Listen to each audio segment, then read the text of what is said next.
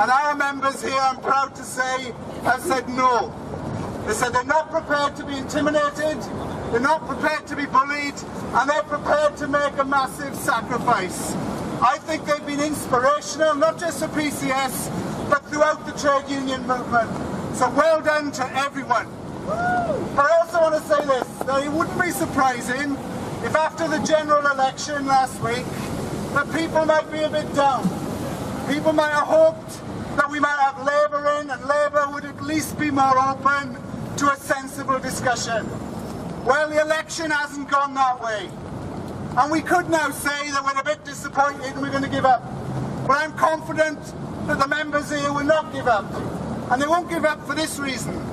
If we lose this fight, if a private company comes in, they will exploit those workers, they will drive down terms and conditions, and they will think the union is bust. And if it's been bad for people up to now, just imagine how bad it will be with a private employer who thinks the union is weak. So we have to be more determined, more prepared than ever before to say we want to be back at work, of course we do, but we want dignity, and we don't want to be in the private sector. We want to be public sector workers looking after public sector assets. So PCS as a union will continue to support absolutely whatever our members here decide to do. And if that is to take further action, if that is to escalate the action, the union will support the members here until we have an acceptable settlement. And to that end, I want to say this. The support for this strike has been fantastic. Every time I've been to this picket line, we've had comrades from other unions, other campaigns, inspirational, hearing from people who have won strikes, like the Ritzy workers and others, showing real solidarity. And we want more of it. And I hope everyone who goes away today will go and tell your friends, your colleagues, that on the 30th of May, we're going to have a massive demonstration in this square. We're going to have loads of good speakers, but we don't want it to be a demonstration of hundreds. We want it to be a demonstration of thousands. It is a national demonstration in the afternoon on a Saturday. We'll circulate more details. But think of this, it isn't very often that you get the chance to have a mass demonstration on the doorstep of the workplace in which the strike takes place.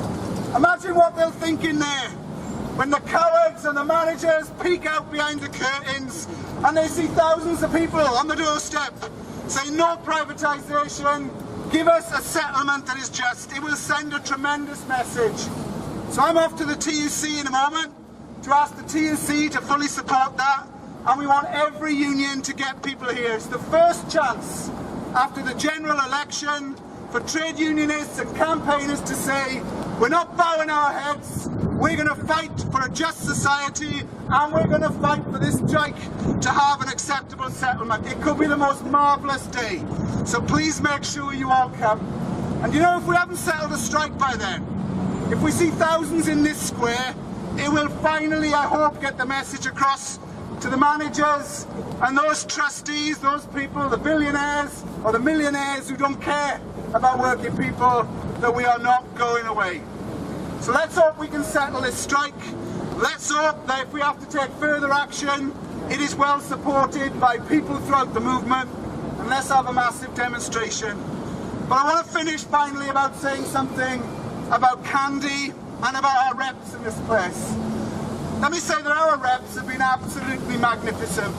The work that people have put in, not 9 till 5, but 7 days a week up all hours, painting those sunflowers on paper plates, which I now understand has something to do with a famous painting. And we all learn on the job, it's great.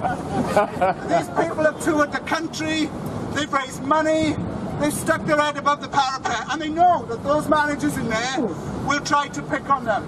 They sent the union the intimidating letter naming the names of all those who have apparently acted in a bad way. Let's be clear, the only intimidation that has gone on here is the intimidation by the managers and the trustees against our members and against our reps. So I want everyone to realise what a sacrifice they are making in standing up for people. But I finally want to say something about Candy, because of course Candy is the rep that they chose to single out in a brutal act, an unjust act of suspending her on the eve of the strike. Not because she's done anything wrong, she has done absolutely nothing wrong. To be honest, what she's done is the public is a service by being prepared to stand up against the privatisation in this gallery. But they made a very cynical calculation, and that calculation was this: if we take out one of the leading reps, if we show the workforce that we can suspend those reps, try to grind them down, then the members will think, my God, there is nothing that can be done. So this is a deliberate act, picking on one person to send a message to everyone else. Do you know what the answer to that has to be? United we stand, divided we fall. We say we want no privatisation, we want a decent settlement, but we must have Candy back at work with her other representatives and with the members doing the job that they want to do. So there can be no settlement of this strike without a just settlement for Candy, which means the charges are dropped and she is allowed back at work where she should be. And I think it is important, therefore, to recognise this. When you're at rallies like this, we all feel together, we feel the solidarity. But imagine what it's like when you're stuck at home, when you know your job is on the line, when you know that you may be paying the ultimate price. It is tough. Candy has been magnificent throughout this period. She's been inspirational to everyone, and now our time has come to say this to the people inside. Drop the charges, settle the dispute, and we can go back to some normality. But if you don't, if you take disciplinary action, if Candy is sacked, then we will take industrial action, and we will mean that action until she is allowed back at work. So let's, comrades, end this rally by saying this: justice for Candy, no privatisation at the National Gallery, respect the trade unions for what they are about, which is standing up for working people, and say we're determined to see it through. If we do that, we could start this new government with an inspirational story, showing that action can win. When our cause is just, we can win, and it is not about 5 years of misery. We're determined to do that. Our members here are determined to do that. Candy and our reps are determined to do that. So let's stand together in solidarity for justice, and if we don't get it, let's stand here on the 30th of May with thousands and thousands of people. Justice for Candy, support our members. Well done to everyone. You have been inspirational. Thanks very much.